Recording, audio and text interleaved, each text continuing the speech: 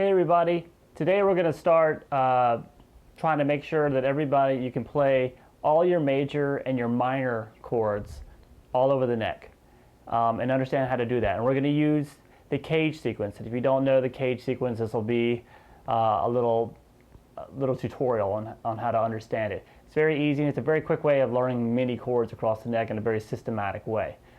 Just be sure to download the music at guitarlessons365.com and support the site. I appreciate it. Have fun.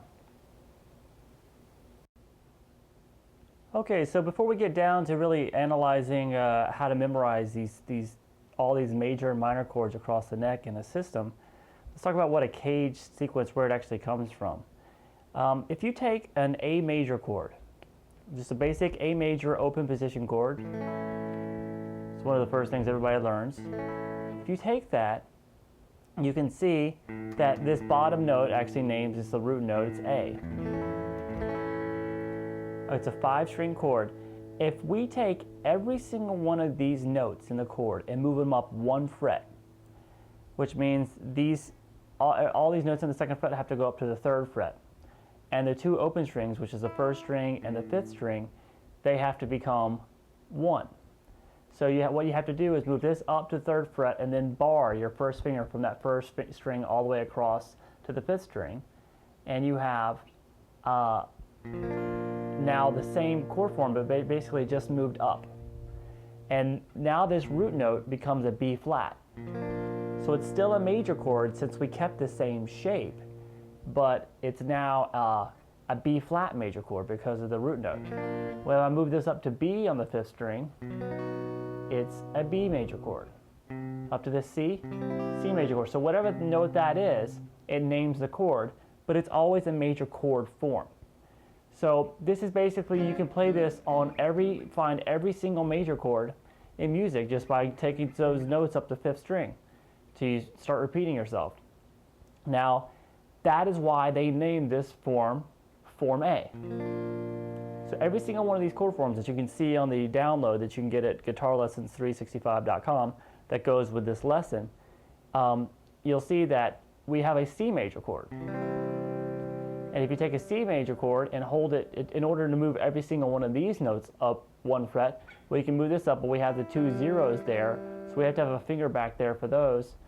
So we hold the C major with these 3 fingers, then we move them up, and then we hold the bar across these 3 strings to get that open 1st and 3rd string.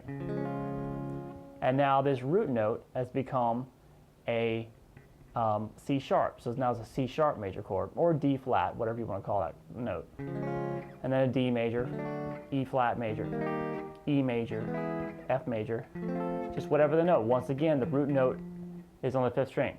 So we're going to do that for all these chords. You'll see that form D is just a D major chord played with these fingers, moved up, and then that 1 note on the 4th string moved up as well. Now that has a 4th string root note because of that. The form E is basically an E major chord held with these 3 fingers, and then there's 3 open strings, the 1st and 2nd and the 6th. So move these fingers up 1 fret and then hold a bar across all 6 strings to make all those zeros ones. Now the root note's on the 6th string, we have an F sharp, then a G major chord, and so forth. And then of course we have the G major, and then it's move everything up to an A flat major, A major. So once you get the shape in your hand, they're all movable. They can be moved around to whatever you want. So because these things are called, if they come from an A major chord, it's called form A. If it comes from a C major chord, it's called form C and D and E and G and so forth. So when you line these chords up, let's say we wanted to do all the C major chords, use all those forms to play C major chords across the neck. You'll find that, let's start with our first C where we don't have to use any open strings. We'll start with this 5th string, and you'll see that there's 2 forms that you can play off of that 5th string root note, a form C or a form A. If you use form C, you'll notice that you'll have some open strings, and we don't really want to mess with those right now. We want everything to be no open strings, so we used form A. All you have to do this system is to know how to spell the word CAGED, C-A-G-E-D. And you'll know which form is supposed to go first. So we had form C and A there, so C happens in the word caged first.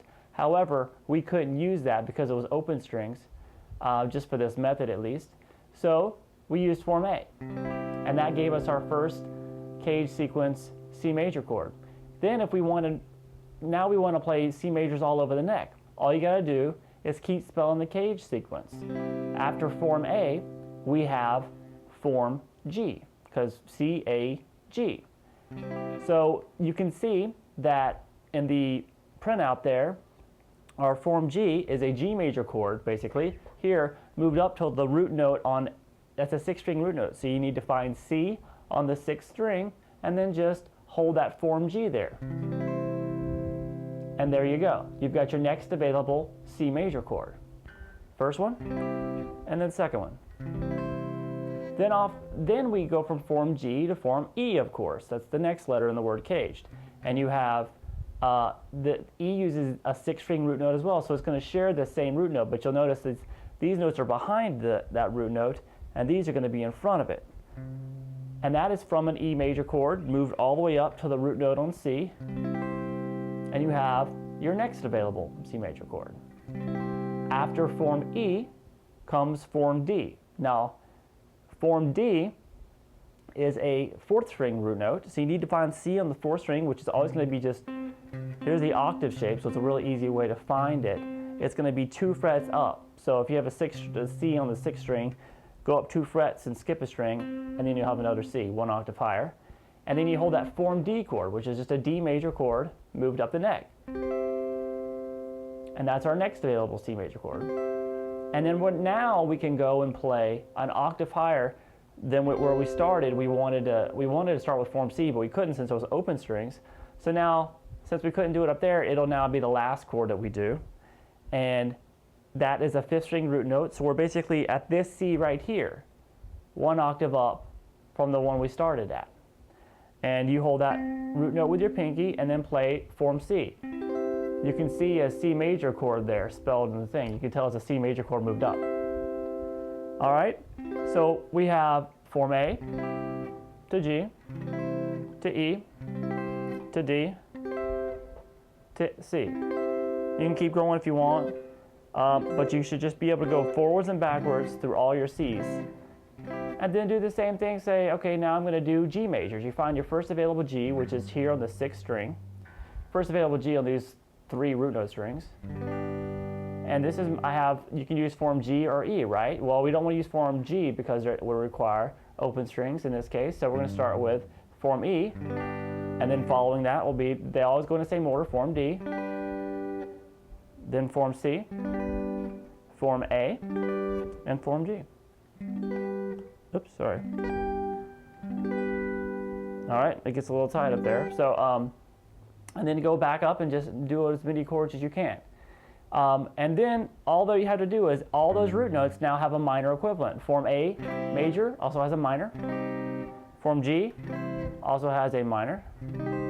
Form E and its minor. Form D and its minor. And then that form C and then its minor. All right.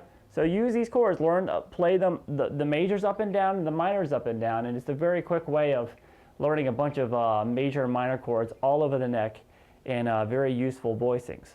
All right? So get this down. I hope to see you guys soon at guitarlessons365.com. Until then, just comment and let your friends know about the site. I'd appreciate it. Bye-bye.